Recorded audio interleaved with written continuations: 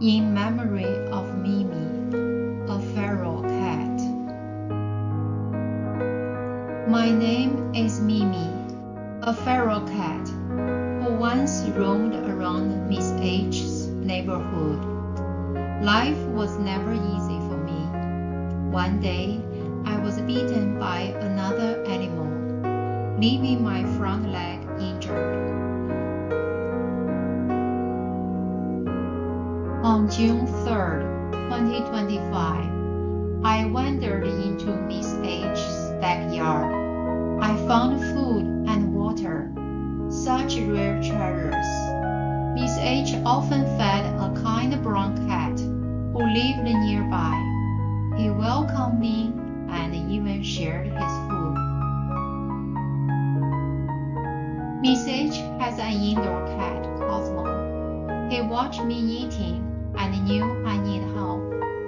Miss H noticed my injured leg and wanted to help, but I disappeared that night. The backyard didn't feel safe with other animals in the wood. It continued to roam, often going days without food. My condition worsened. I was attacked again, and both front legs were badly hurt. On July 2nd, I returned to Miss H's backyard, following the brown cat. Once again, he shared his food. Miss H saw me and gave me more to eat. Though I'd never lived with humans, I recognized her gentle voice and face.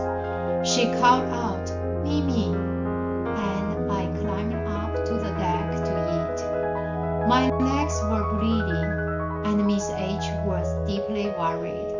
I was starving. I ate plate after plate, licking them clean. I especially love the canned food with chunks.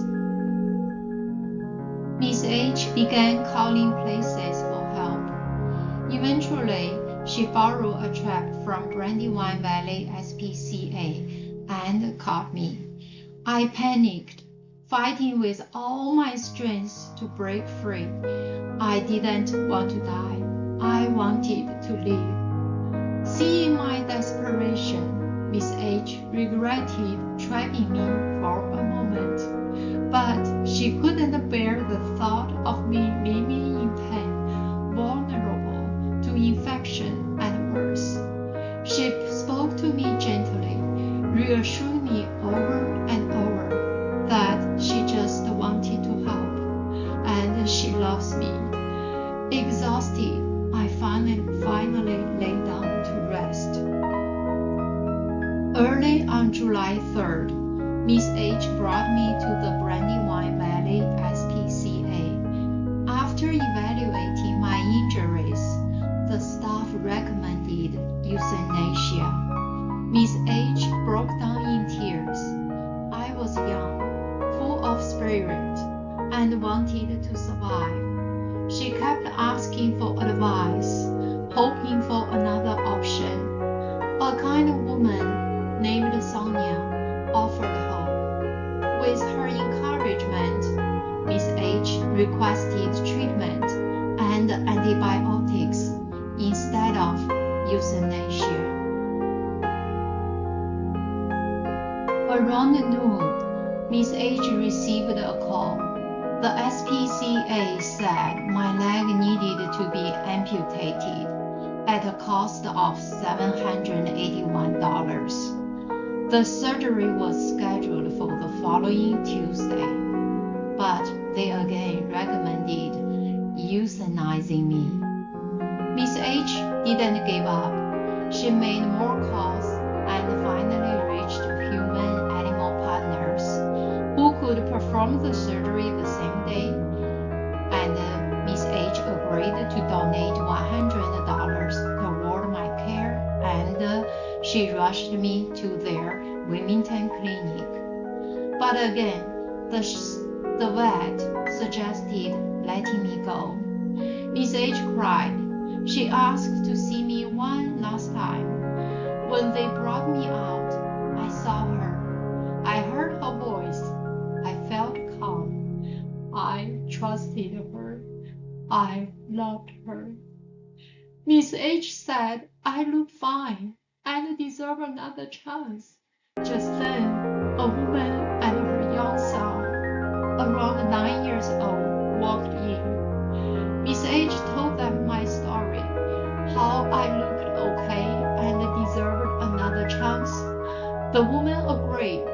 She spoke to the vet, and soon there was new hope. They decided to amputate my leg and quarantine me for 4 months to recover. Miss H promised to take care of me afterward. She returned home to prepare for my homecoming. At 3:30 p.m., Miss H was ready to pick up Mimi. She received another call from the clinic. She asked, "How is the cat?" The worker's voice turned heavy.